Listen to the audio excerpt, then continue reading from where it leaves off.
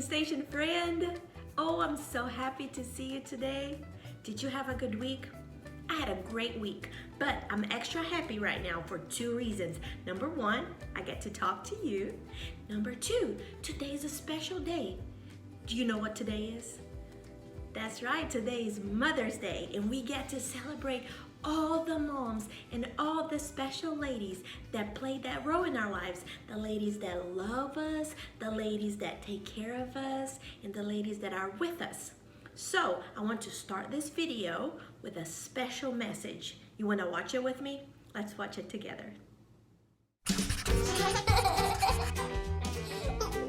What makes your mom happy? Flowers. When I listen. When I be good or something. A hug. Oh no, that's too tight. What makes your mom sad? When I don't listen. Oh, like when we get hurt. What's something that your mom does every day? Read the Bible. Cleans the house. I think work. Kisses me. What's something your mom always says to you? I love you. And brush my teeth. Go clean the room. Behave. Don't let the dog upstairs. Do not bother Mom while she's sleeping. How old is your mom? I think 5. 12. That's a very, very tricky question. I know she's a half and something. 70. What's your mom's favorite thing to do? Play with me. Sit in that chair. Date night. Shop. Shopping. Go shopping. Just do shopping every day. She always wants to go shopping. Me and I get tired doing that. It's kind of boring. Where's your mom's favorite place to go? Chinese restaurant. An animal shelter. I think it's to the mall. Go to the restroom. How are you and your mom the same? Our hair. Our eyes. We have the same thumbs. We're really flexible. We both have long tongues, but my sister and my dad don't really. How are you and your mom different? Our eyes are different. The color of me. I'm brown and she's tan. Mom has curly hair and I have straight hair. I do have better abs. What's your favorite thing about your mom? That she doesn't like to be away from us. When she gets down the floor and plays with me. She's a really good teacher. I like her face. Her smile. When she lets me put on her makeup. That I can cuddle with her at night. She is really special. She's really, really, really, really, really nice. How do you know that your mom loves you? She prays and she kisses me and she says, I love you. Because she's in my family. How she takes care of us. By making breakfast, do my laundry. That she helps me get dressed. Takes me to all the things I do after school. That she plays games with me. Play soccer with me. Play bubbles. When I sit in her lap. We watch movies. We get our nails painted. Make a scrapbook. Fish. Outside cookouts and bonfires. She spends time with us and not all by herself. She's patient with us. She does everything with me. Because she says it every day. Kisses me every night. And all kinds of stuff. I just know that she loves me because she says, I'll always love you. She's awesome. She loves me no matter what, like God. I love you, Mommy. Happy Mother's Day.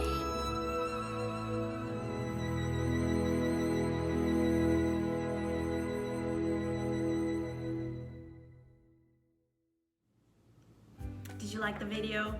That was cute, wasn't it? I loved it.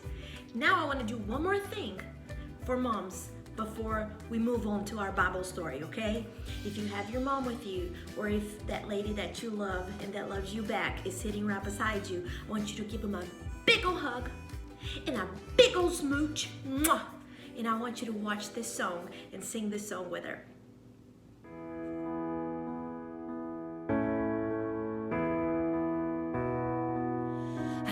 My mom, God knit me together in her womb. She was the first I heard say I love you.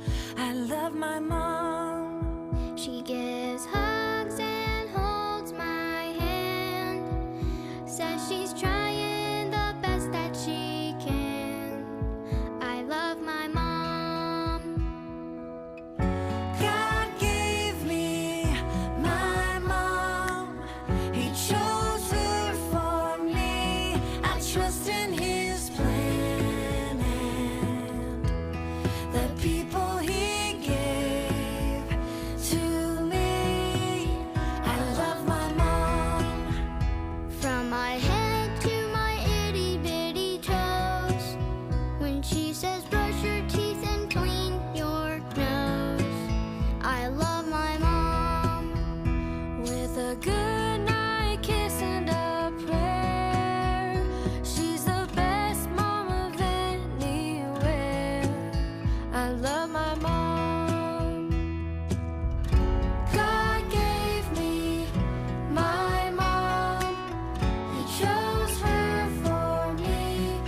trust in His plan and the people He gave to me.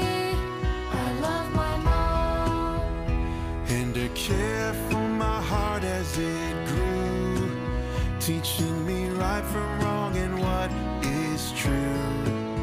I love my mom. She chose life and gave me a home.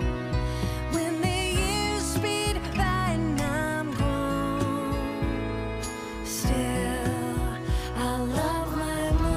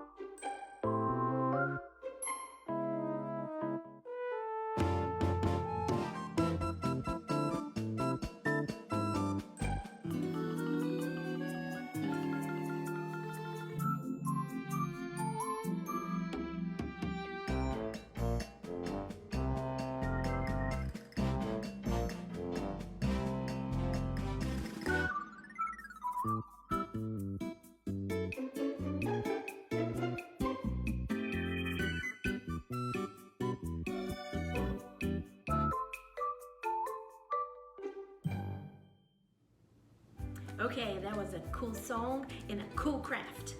But now I know that you know that we are on the month of May and we have our new memory verse. Have you been practicing it? Have you been saying it? Well, I know of a couple of friends that have. They've been working on it really hard and they're gonna say it with us. Are you ready? Let's say it with them. Hi, Creation Station. I'm Grace Sellers, and this is my sister, Ruby Sellers. And I'm gonna recite May's verse for, My grace is sufficient for you, for my power is made perfect in weakness. 2 Corinthians 12:9. Well, what have you been doing this week? Bye! My grace is sufficient for you, and my power is made perfect in weakness. 2 Corinthians 12:9. Good job, girls. I'm so proud of you. That was great. Listen, friend, if you are practicing and working on the memory verse at home, ask a grown-up to make a video of you and send it to me, because then next week I can put you on the video here. I would love to see you saying the verse, and I know your friends would too. Wouldn't that be cool? Okay, so now we're gonna move on from the verse to our Bible story. The story of David. We're learning about David. Do you remember anything about David? We learned so much already. But one of the things that are pretty important that we've learned about David is that he was a man after God's own heart. That meant that he loved him, and that even though David disobeyed sometimes, like you and me disobey, he still wanted to obey God, and he still wanted to please God. And when he did disobey, he was humble and he asked for forgiveness. And do you think God forgave him? Even though there were consequences to the bad things that he did, God forgave him. Let's watch the story. Hi, I'm Megan, and this is Jessie. Hi. Jessie? I was going to share some cookies with our friends, and they were on this plate. Have you seen them? You haven't seen the cookies.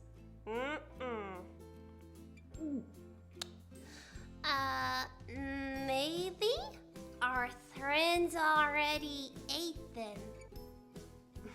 Jessie, is that true?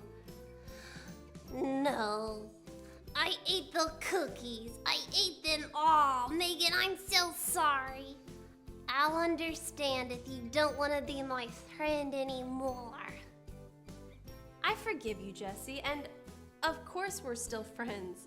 You could eat all my cookies and all my ice cream, and I would still love you. You would? Most definitely. In today's Bible story, David made a wrong choice and hurt a lot of people. But God did not stop loving David. David asked God to forgive him, and God did. Let me tell you about it. David was the king of Israel. One of his jobs was to lead the army. One spring, David sent the army out to fight. He put another man in charge of the army, but David stayed home.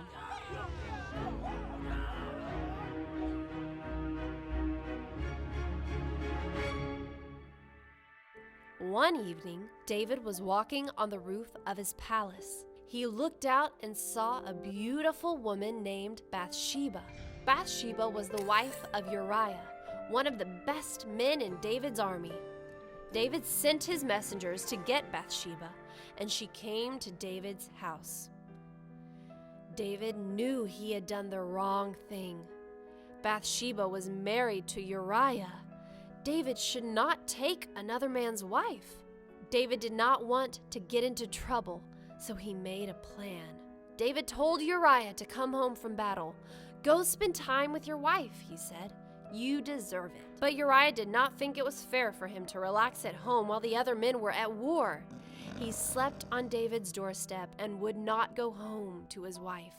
David's plan was not working, so he made up another plan. This time, he told the leader of the army to send Uriah into the hardest part of the battle. David hoped Uriah would be killed. So the leader of the army sent Uriah to the place where the fighting was most dangerous, and the enemy army killed Uriah. When Bathsheba heard that her husband was dead, she was very sad. David took Bathsheba into his house to be his wife. God knew what David did, and he was not happy with David. God sent Nathan the prophet to talk to David. Nathan told David a story. The story was about a man who took something that did not belong to him.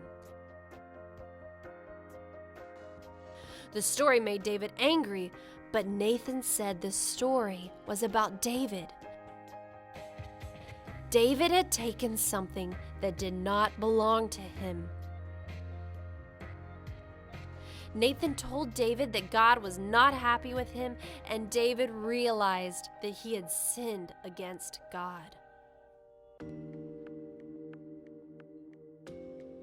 After Nathan spoke to David, David wrote a psalm. He told God he was sorry and asked God to forgive him. And God did.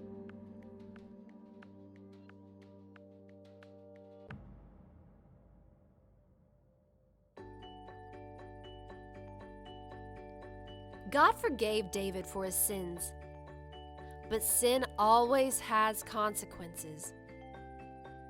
When we sin, God forgives us because Jesus faced the consequences for our sins when he died on the cross. Hey guys, my name is Miss Sarah and I teach Stop 3 at 9 o'clock on Sunday mornings. I hope you guys are having a great day. It's good to be with you. So we just heard a story about David. David did a very wrong thing, and many people were hurt because of David's wrong choice.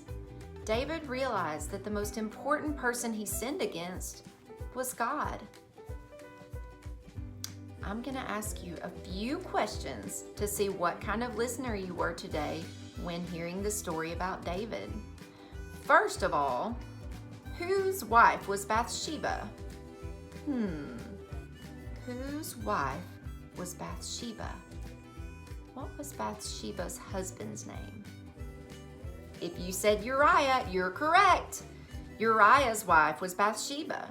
And who told David a story about a man who took something that didn't belong to him? Who told David a story? It was Nathan. Nathan told David a story about a man who took something that didn't belong to him. But Nathan wasn't just talking about any man. Who was David talking about? Who was the man that he was referring to in the story that he told David? That's right. David was who the story was really about. What did David ask God to do? What did David ask God to do? He asked God to do what we should all ask God to do when we've done something that we shouldn't, when we've sinned against God, when we've hurt other people. He asked him to forgive him. We should always ask for forgiveness when we've done something wrong. Our choices, the choices that we make, if they're bad choices, they don't only affect us, they can definitely affect other people around us, and they very often do. Well, let me ask you this. Did God forgive David? Of course he did. God always forgives us when we ask for it. I hope you guys have a fabulous day. Can't wait to see you at church as soon as possible. Bye-bye. Thank you, Miss Sarah. Oh, I miss Miss Sarah, and I miss all the Creation Station volunteers.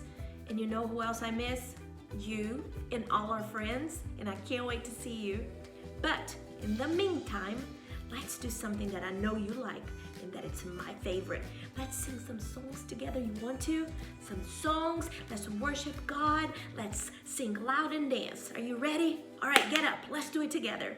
2, 3, 4.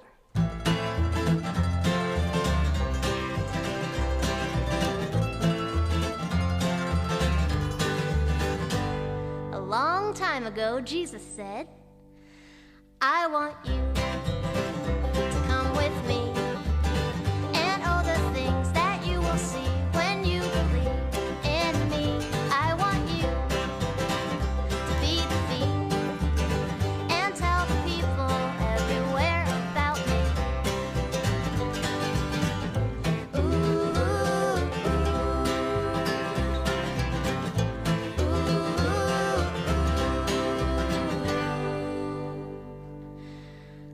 I want you to come with me, and all the things that you will see when you believe in me.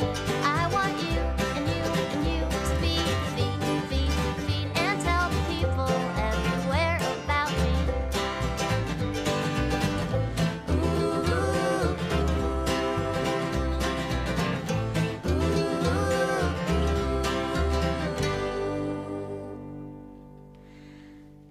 I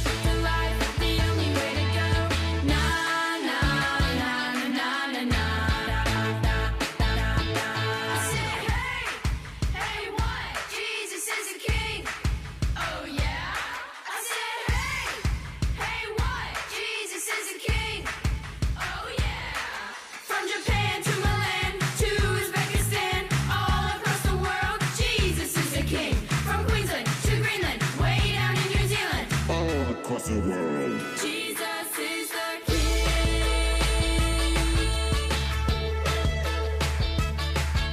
From Queensland to Greenland, way down in New Zealand, all across the world, Jesus is from Japan to Malaya to Uzbekistan, all across the world, Jesus is the King. From Queensland to Greenland, way down in New Zealand, all across the world, Jesus is the King. Did you like those songs? Those are brand new. And let me tell you something, if you like singing the songs, ask a grown-up to go on our YouTube page, the Creation Station YouTube page, and there's a playlist there that's called Creation Station Worship Songs. And all the songs that we sing together here and that we sing at church, they're there, and then you can sing every day, all week long, until we meet again next week. Listen, I hope you're doing well. I hope you know that you are missed. And I hope you know that God loves you more than anybody else. Oh boy, you are loved. And I can't wait to talk to you again next week. See you guys.